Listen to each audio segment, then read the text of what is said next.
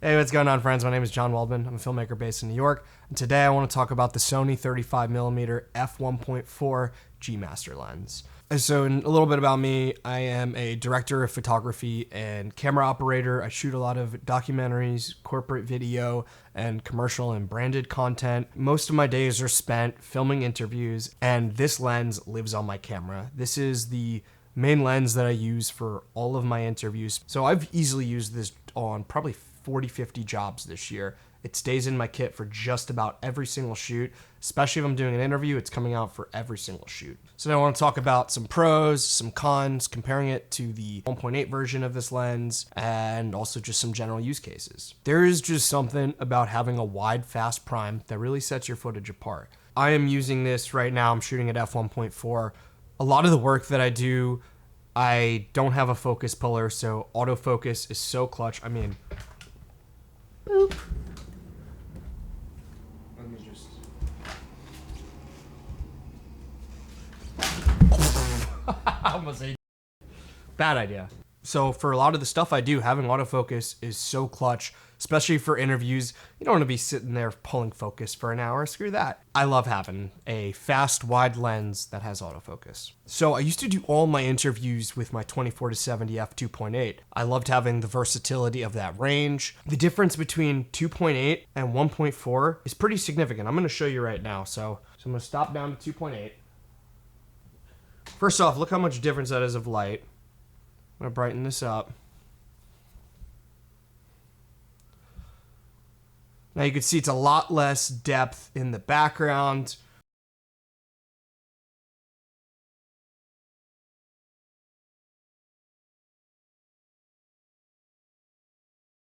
Having the 1.4 aperture really opens up a lot of doors. It lets in a lot more light into your lens. And overall, I just love this creamy, out of focus background. And that was a thing that I was getting as a request for my interviews. I was between the 35 and the 50mm 1.4. I opted for the 35. I think you get a little more flexibility with the 35 since it's a little bit wider. If I want to get tighter, just physically move the camera a little closer to your subject. So let's talk pros. Before we even get into specs, the difference that I'm getting between shooting at 1.4 versus 2.8, it's not even comparable. I love having the f1.4 aperture. It allows a lot of light into the camera, which is clutch for certain scenarios where you only have so much light. The bokeh, the out of focus background, I mean, look at this. I think this is a really nice, clean, elevated look. The declicked aperture, I really love. It really feels like a video lens. That used to be something I didn't really care about until I got it on my 70-200. Now I wish I had the 24-70 Mark II. Anyways, once you get it, you'll know what I'm talking about. The build quality is excellent. It really feels like a well-manufactured lens. The autofocus, I think it's great for interviews. Now, I know some people have complained about the autofocus on this lens. We'll talk a little bit more about that later, but I could only really think of one or two times during an interview I've ever had it kind of trip up just for like a little bit. The only other times I've had issues with the autofocus are in very bright, sunny, outdoor scenarios where the light source is like in the frame, let's say the sun, then it has a hard time tracking. That's the only time I've really had problems with the autofocus. I don't know, there's like people complaining about this lens online. I don't think, if this was a manual focus lens, I don't think I would be shooting at 1.4. Having autofocus gives me the confidence to shoot the lens wide open, which gives me a totally different, unique look. So that is great. Also, this lens is really small for an f1.4. When you pick it up, you're like, damn, this is really light. And having a wide lens that is so fast really helps give some interesting, unique, creamy looks. You know, there's times where I'm in these, really boring office spaces that just have no character whatsoever, or let's say they're really small. Having that extra depth really helps, make something that otherwise isn't that interesting look a lot better. I'm mainly using this for interviews as I've been talking. This lives on the A camera. We're shooting at f1.4. It's really, really nice. The separation from the subject to the background truly is stunning. I mean, look at this. This is like not even that crazy of a setup, but I'm stoked on this. There's like a lot of fall off. It's creamy. I like the background. And like I said, I do a lot of documentary and corporate video. And when we are in these kind of boring office spaces, just being able to blur some of that out, create more separation, it's crucial. Dare I say it's needed. All right, so let's talk about versus the 1.8. I actually originally bought the Sony 35mm 1.8. You know, people were talking about this lens has bad autofocus, this lens has bad lens breathing or whatever. I bought the 1.8, I picked it up and immediately returned it.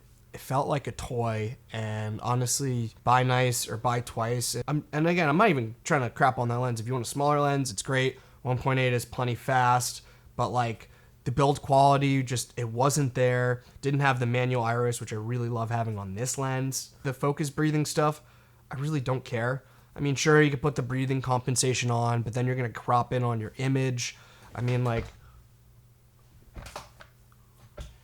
I don't know, dude. I feel like people like to complain about stuff that actually isn't that big of a deal, but they just have to complain about it. And yeah, listen, if you want a smaller lens, if you're on a budget, go for the 1.8. It's a great lens. It just depends on what you're doing. But if you are a, professional that is out shooting in the field, doing interviews, whatever it may be, I do think you'll appreciate the bigger lens, the build quality. I remember even just manually focusing with the 1.8, it didn't feel right. So now I know I'm never going to go for the budget option. I'm just always going to go for the nicer one. So yeah, it depends on where you are with your business, but I do think the extra cash is worth it. And when I got the 1.8, I was like, I don't think I care about 1.8 versus 1.4, but honestly, since I've gotten this lens, I'd have to say 90% of the time at least I'm shooting at 1.4. So yeah, having 1.4 is dope. All right, let's talk about cons. Yeah, there is focus breathing. Does it bother me? No. Sure, that's not great. But it's like, what are you doing with this? Like I said, I'm mostly using this for interviews, and that's really not going to be a problem for me. It might be a problem for you, and that's why you got to do your own tests. And I recommend renting stuff out before you buy it. So yeah, the breathing is not great, but I don't care. And yeah, you could turn the breathing compensation on, but then you're going to crop in on your image. I don't want that. So yeah, people have complained about the autofocus not being great.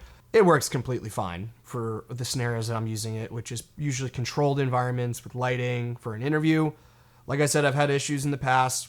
Remember shooting with like the window backlit. It was having a hard time tracking onto the eye. So I think very high contrast areas where there is a light source in the frame, I don't think the autofocus is that great. Otherwise, it works fine. To wrap up, this lens comes to me on every shoot that I have an interview on, which is most shoots that I do.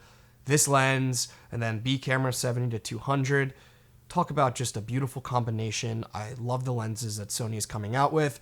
I love that they are keeping video shooters in mind. For interviews, this is my favorite lens in my lineup. I'm so happy I bought it. It's probably one of my favorite things I've bought in the past few years, honestly. It's taken my interviews to another level.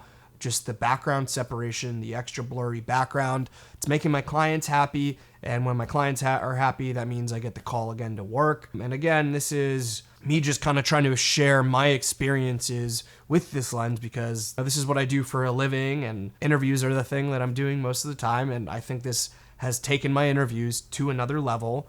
And I think it's a reason why I continue to get hired and stay busy. So I think the big thing is when I swapped using a 24-70 for this, for my interviews, I really think it's taken my interview game to the next level.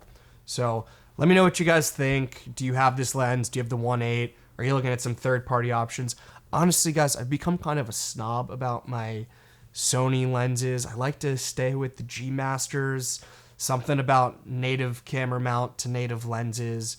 At least if we're talking about lenses with autofocus. Let me know. I'm sure there's other companies that make great lenses. And anyways, let me know what you guys think down in the comments. Let me know if you're going to try this lens out. That's about it for today, guys. I hope you enjoyed it. Peace. Cheers. Yup.